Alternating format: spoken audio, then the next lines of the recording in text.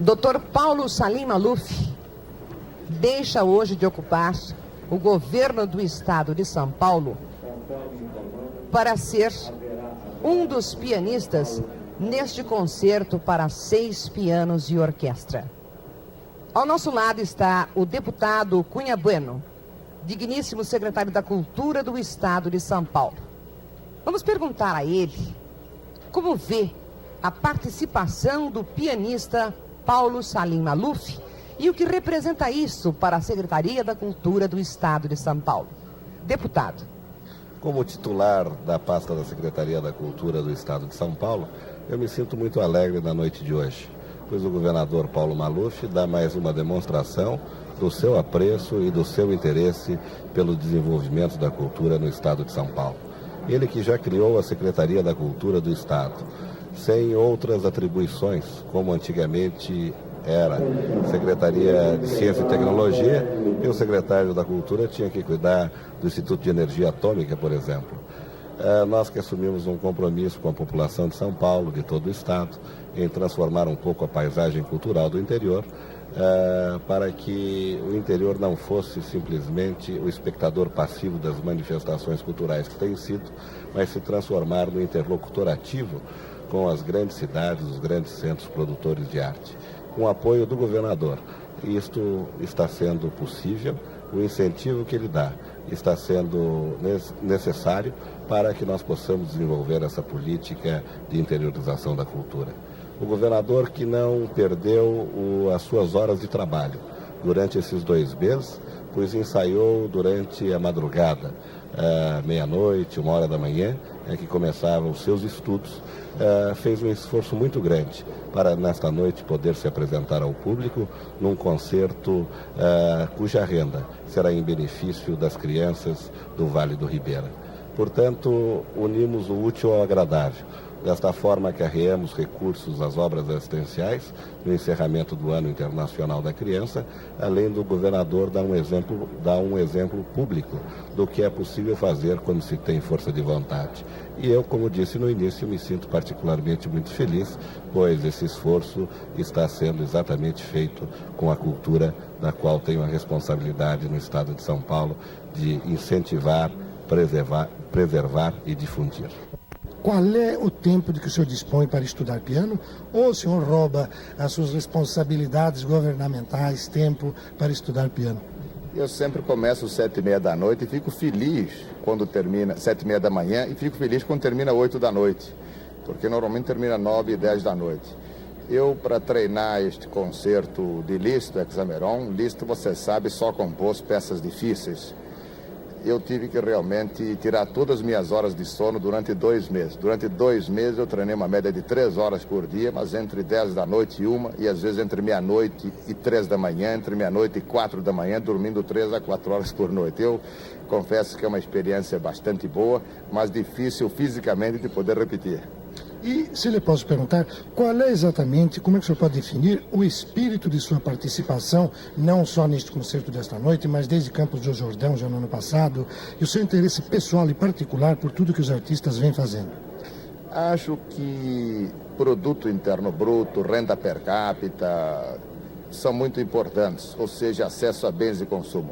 Mas qualidade de vida só se tem quando se tem educação, instrução, cultura. Eu faço um apelo a você, jovem que está me ouvindo. Eu faço um apelo que você treine qualquer instrumento, ou por diletantismo, ou profissionalmente. Toque qualquer instrumento, ou de sopro, ou de corda, ou instrumento de mão. Mas a música faz parte da instrução, a música faz parte da educação de um povo. E se eu posso aqui deixar um exemplo a você, jovem, escolha um instrumento, escolha um tipo de atividade, mas tenha a música e a cultura como parte do seu tempo de vida. Isso vai lhe dar muito mais qualidade de viver, muito mais alegria de viver.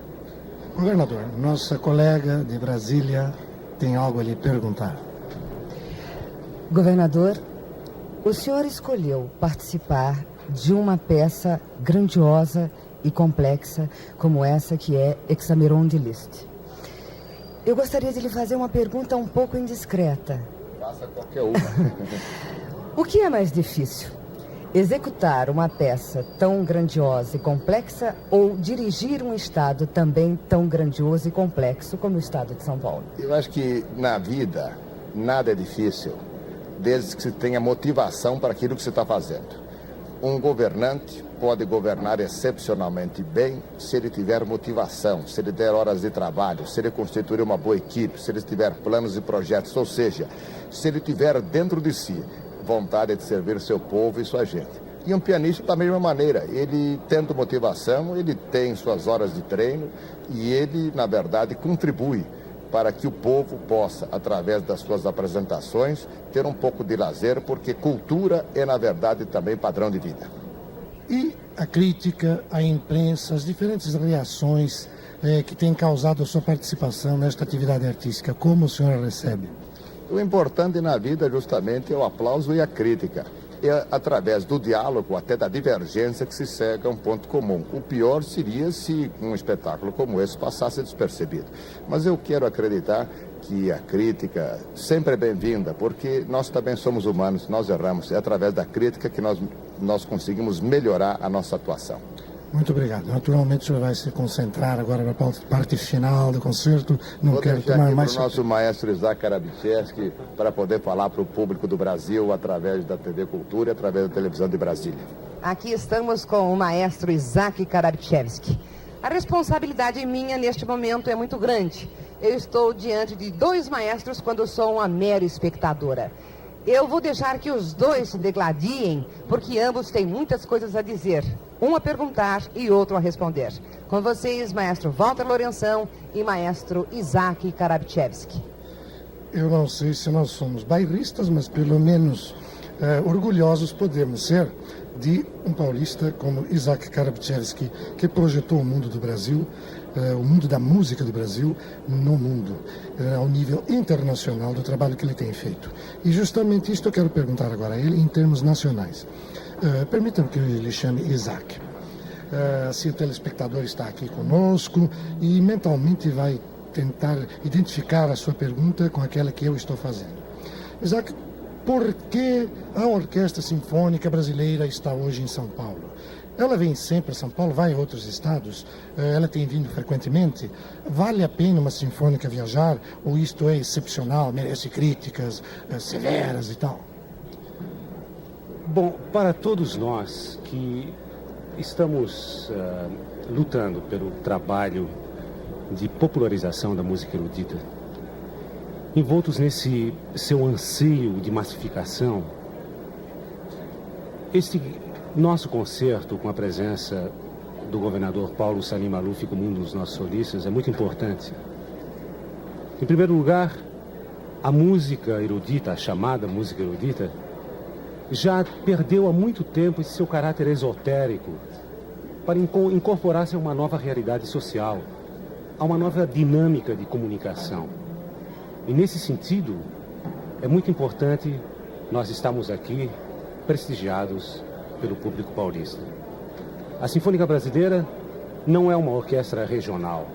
Ela não atua só no Rio de Janeiro. Ela é uma orquestra que viaja muito.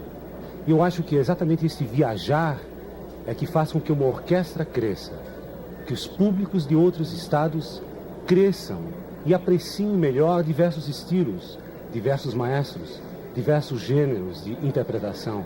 É isso que faz com que uma cidade tenha calor, que faz com que a música possa ser escutada e ouvida de uma maneira diferente. Isaac, é comum em outros países que as orquestras troquem de sede, né? Uma viaja para outra cidade, daquela cidade vai para outra. Isso na Europa, nos Estados Unidos, no Japão, é bastante comum.